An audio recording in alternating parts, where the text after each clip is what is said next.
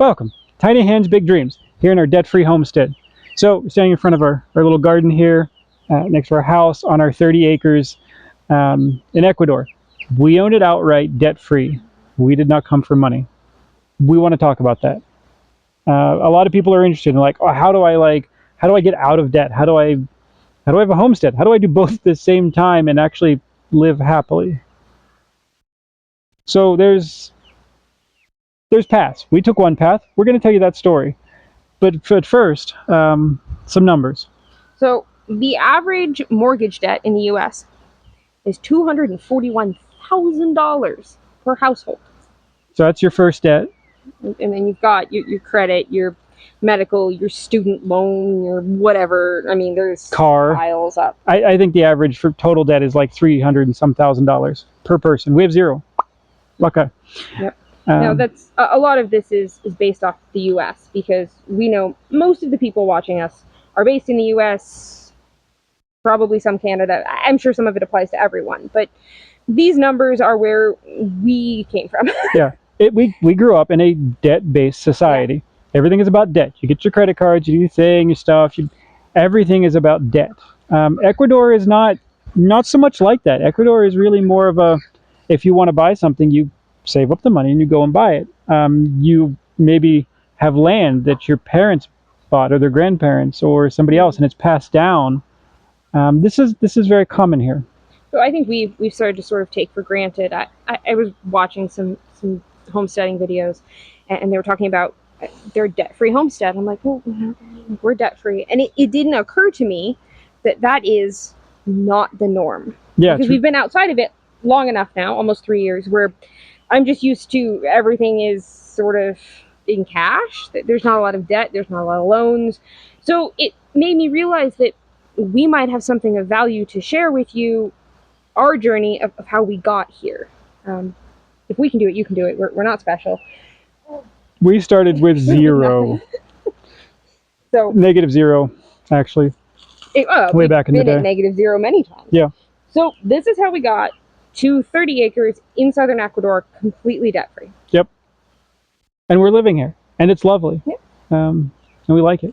So we're going to go through our story, tips, tricks, things that might be inspirational if this is something you want to do. And it doesn't have to be Ecuador. It can be anywhere. It can be anywhere. Yeah. But we'll get into sort of that part of it and why we chose here. So sure. We're going to walk around. You know what? Let's walk around. We're going to check out some of the homestead here. Come along with us, and we'll talk about it. First, we're going to talk about maybe our back history, like probably where you are, whoever you are. I don't know you, at least not yet. But if you comment, we could. We've made friends from our comments. I started with a credit score that was both, at one point in my life, the highest anyone had ever seen or heard about by accident, and so low I couldn't get a cell phone. And at one point they actually said, your name appears, but there's a zero. We've never seen a zero. We've seen bad credit, but a zero was new, and I was like, so I have pinnacled and troughed. Good, I'm done with credit. I'm out. Which at that point is really kind of the only answer, is to give up on the system. Yeah. And I sort of despise the whole credit system and your credit score, and you're not allowed to look at it too much and your thing, and you're supposed to just spend money in order to get this favor from. I'm out. There's also, for me, it was, I never had a credit card ever. I guess I just decided not to. There wasn't ever a conscious choice, but I'm glad. If I had gotten one as a younger person, I would have been in a poor position.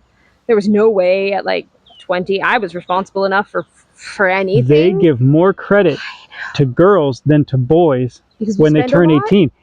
And because at 18 I would have spent all the money in the world. Yeah, and actually I know a lot of girls that did that, and then they're just like, and they buy clothes and things and stuff, and eventually they're saddled with this debt. They sort of pay on it for a while, and eventually they get married, their husbands pay it off. It's a known thing in the credit card industry.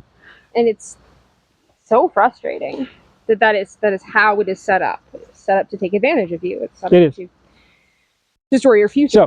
So I opted out. Yeah, and I opted it completely. Yeah. So when we met, we basically had nothing, Right. both financially and debt. The only thing that I had was some junk that I've accumulated throughout my life that was in a storage unit, and a super cool 1957 Greyhound bus converted into a lovely RV home, which I could live in debt-free. Owned it outright. Now, I was renting a house, way too big of a house. That's another long story. But yeah, so I was renting, you had the bus. There's a long story, winding story of all of that. It's good. And eventually we sort of combined households. We did. And ended up basically we were in Thousand Trails. We were living in a campground because I had the bus. I found a loophole, and this was one of these loopholes. You can live in the campground system by buying a membership to it, which is expensive. But at least you could do this. I wouldn't want people to think you can still No, you still can. Can you? You still can. Okay. You buy one, and they're like, if you buy it used, 3, 4, 5 grand. You buy it new, it's like 7, 9 grand. I don't know. But you can buy and sell them. So you buy this membership, and then you pay your $50 a month or something dues. That's it. Power, water, electricity things, a park, people mow the lawns, which ended up being me later on because I worked there. $50 a month. Okay, all right. It's not perfect, but it is a way to live and then to save money. It's not terrible. So you were doing that before we met. Right. I figured out that loophole, which a lot of retired people had sort of figured out that they could do that. And it worked well.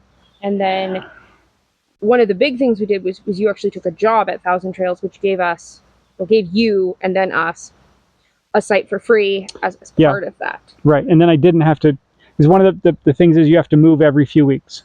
So you just have to go park to park to park to park to park. And in some places, the parks are so close, you can actually just bounce all in the same city, park to park. Other places, there's one in the state. The trick doesn't work there, but it works where there's a good cluster. In the Northwest, there is. Yeah. So then we sort of lived where we worked, lived where you worked. Yeah. The royal we. No commuting expense. It was honestly kind of a great deal. It was a great way to save money. No, you didn't make a lot of money. It's minimum wage. But it also allowed us to just live, to kind of figure out where we were going next. That was sort of a pause point, but we weren't spending a bunch of money trying to figure out what we were doing. We were not going in debt to survive.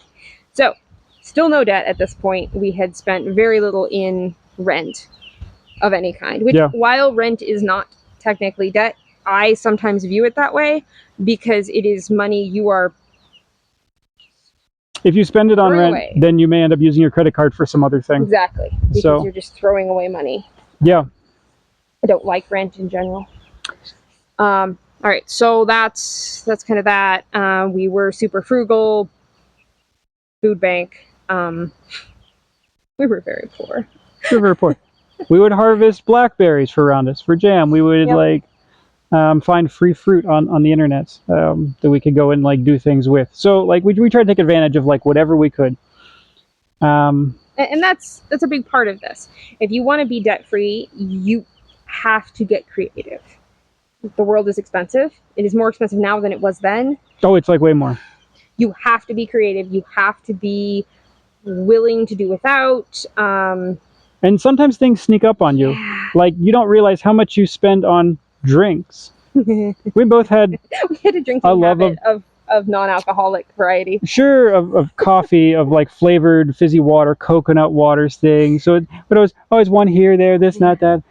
Well, you look at how much that is over a month. You used to spend a lot on that. And it's all doubled now. And that's part of it, is you have to look at all those little costs. Because that's going to contribute to your overall spending. And it's going to put you in a poor position to then reach the goals you want. And I think that was something that when we finally kind of decided what we were doing, a lot of that spending stopped. Yeah. Because we realized, okay, we got this goal. And we're going to go there. Deciding on the goal and then fixating on the goal. Every decision is driven by the goal. The mountain. There was a mountain we fell in love with here. Does it get us closer to the mountain? Was the question that we asked ourselves multiple times a day. We're going to do this thing. We wanted this. Oh, I want blah, blah, blah, blah. I want to fix up the yard. Does it get us closer to the goal? If the answer is yes, we do it within reason. The answer is no, we don't do it. Oh, we want to go to the movies. We like going to the movies. Is it money spent that we could use to further our goals? Yeah. Do we do it? No. And we really, for like 2 years, 3 years? Yeah, that was it. But, so we go from living in the park system, moved to Colorado for a year, took a job there. So let's back up though. Oh yeah. Okay, I have notes. I try to keep us on track a little bit. That's her Otherwise, job. we just go in like weird circles. Do you want to move before we talk more? Yeah, let's try somewhere new. I mean, it's all pretty. We live here. This is our view every day. We're going to go somewhere else. All right, we're going to stand up here for the next one. This is our new house. It's the $3,000 house project. That is the total budget to build the house. $3,000. A big part of being debt-free and having land, which is the goal, was the goal for us, probably the goal for you if you're watching this. Find a place where you can do that. We looked all over the US. We decided, for many, many reasons, that was not for us. Now, we've done videos on why Ecuador, if that's something you're interested in. They're worth checking out. Yeah, that's specific to us, what we chose. You may want to stay in the US. You may want to go to a different country. I don't care. But if you want to be debt-free and own land, you're going to have to find somewhere where you can do that. Yeah. Because many places you can't, most places you can't. Yeah, when your average suburban lot in California is $500,000. Canada's gone sort of loco, depending on which part you're in, unless you go super rural, which is a possibility. So if these are all options, you have to look at what you want. Do you want to be somewhere where it's cold 7 months out of the year? Great. There's probably more options for that. There's a lot of desert that's cheap. Yeah. Yeah. And you may have maybe not the ideal place. You may have to make compromises on what you want if being out of debt, being on your own, being independent is important. So that's something you have to think about. Now, we chose here. We chose Ecuador for multitudes of reasons. Mostly, honestly, because we could live. We could. So you can get land for like $1,000 an acre. Nice land.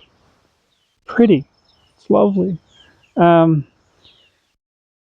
We could afford to buy a nice big property. We can afford to spread out and have gardens and have animals and things. That's all very normal here. Yeah. So when we moved, here's a side note, an anecdote, if you will. When we moved here, it was sort of it's stressful when you move. It's very stressful when you move to a different country. It's extra stressful when you move to a different country in the middle of selling a house. I don't recommend it. It's not fun. It was a long and terrible story that ended fine, but it was very stressful. When we moved, we had a plan in place for a property with other people. As life happens, it fell apart. Our plans changed. We did not have the finances in place to be on our own. I don't really know how to screw that one up. Yeah, we had an entire plan. We were dependent upon other people. That they were going to give us a chunk of property. And then we were going to work together. It didn't work. We were at the point, it was a very bad few months of realizing that we had to rethink our future plans, and we didn't have the money to do so. Yeah. Just realistically, we didn't. And there was a point, and I don't think I ever told you this, there was a point where I was like, why did we move here? Why did we move here? We were in Tennessee. Tennessee was lovely.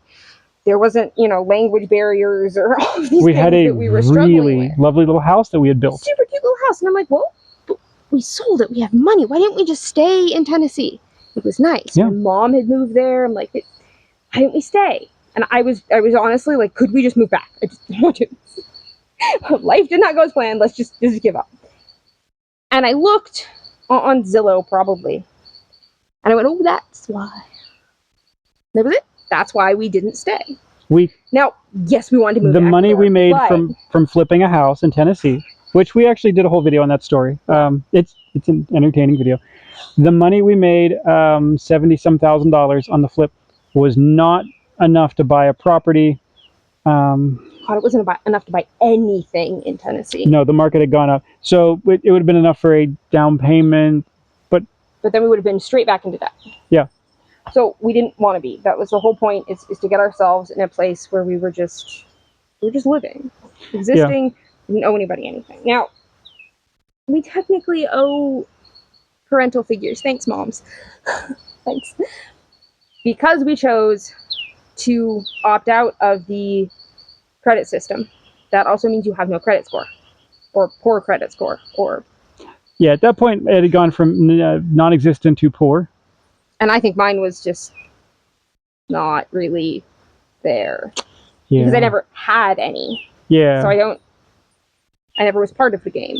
I don't have a score if I'm not playing the game. So, if you don't play their game, you don't pay the money to them all the time and all the things and all the fees, then you don't get to use the credit system, regardless of how good of a job you have, how much money you have in the bank, that you've never defaulted anything that you're like the perfect person to lend money to. They don't...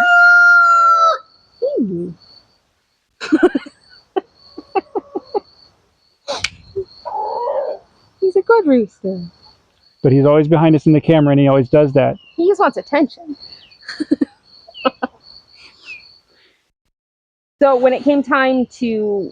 Our plan was to flip this house in Tennessee, use that money, be able to transition out of the bus. It was a whole multi-piece puzzle. It worked well, but we couldn't buy it. We just couldn't. We were sitting in a trailer park in Colorado going, what do we do? It's also out of state, which means you have to move.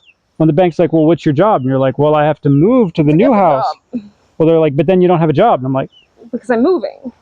Yeah. We didn't even have the money to go see the house. No. Like, this was... Yeah. We're just on a whim here. We called my mom. We bought literally the cheapest thing on the MLS listings. It probably should have been torn down. Just super distressed property. Now, there were two ways this could have gone. So bad. There were two ways. I remember sitting there going, we could just give up. And then I don't know what the heck we do. We stay in the trailer park forever. I don't know. I had no other plan. Yeah. So I just talked to my mom. And the way we worked it was, she was the legal owner. Yep. Because it was the only way. We're like, well, could you co-sign it? That still didn't work. Nothing else worked. And finally, she did it for us. It was her house. It was her house legally. There was always the agreement. It was our house. We made the payments. We did all the work. We dealt with all the problems. We're like, hey, we're knocking down a wall on your house. She's like, I don't care. It's your house. I'm like, okay. And we just gave her the check every month. Yeah. And it worked out really well. And we're very appreciative. And then we sold it and canceled out the loan, and it was great. It worked out. Now that worked for us. That's not everyone's answer. I think if more people in our position would suck up pride and ask for help, it would probably be more people that could get the help. Yeah. It was not an easy thing to do, because it felt like, God, we're adults, we should be able to do this. But the way the credit system makes that incredibly difficult. Yeah. And that was our weird workaround. Nobody really liked the workaround. Nobody involved in the buying process liked the workaround. Because we were trying to be the physical people there buying it, but we weren't legally buying it. But he really enjoyed that. It got kind of weird. Yeah. And now we've moved to a place where people don't give a rat's arse about the whole credit system and your score and your things. And they don't play as part of that whole gang system. Like, they don't. Banks here do loans, they do things, they stuff. That stuff exists. But if you're buying a property, you're probably going to pay for it. Yep. Or you're going to ask a family member for help. That's not it. And you may work out some sort of loan with them. And that is... It is more common that people will work out a deal with the existing owner to buy it off them and make payments to them. Mm-hmm. It's done far more interpersonally than through a bank. Yeah. Which I think is honestly a much better system. Yeah. People here don't have the crazy amount of debt. Just isn't. And crazy amount is like, So they've started credits. They're starting to roll it out where household goods, motorcycles, things, cars. You can start to buy this stuff on credit. The rates are terrible. You're going to pay 50% extra on whatever you're buying to get it on credit. Yeah. But it's. But as far as property goes, have cash. Yeah. And then you buy it. Again, you can do that other places. We can just afford to do it here. Because it's fine if it's legally allowed somewhere, but if you have no way of getting the money in your hand, it's not going to work out. So, numbers. Yes. What money we came with, because I think people might have assumptions about the amount of money one needs. Right. So we sold the bus. We bought some last minute things. We paid for all of our stuffs. So the bus money. Right. Because of our weird timing, the bus money got us and our stuff here. Right. And that was how much? 30-ish? Yeah, something like that. I don't remember exact which numbers. Dwindled down. We got into a rental. We bought a vehicle. And then we got the house money. Because we sold the house technically after we had moved, which ended up being great that my mom could do all of the paperwork. It was a silver lining. Yeah. Otherwise, it would have been such a mess. So, yeah, and then was able to transfer the cash. Yeah. So then we got the cash from that, which was 70-something. Something like that. I don't remember exactly again. Now, that money has bought us 2 properties.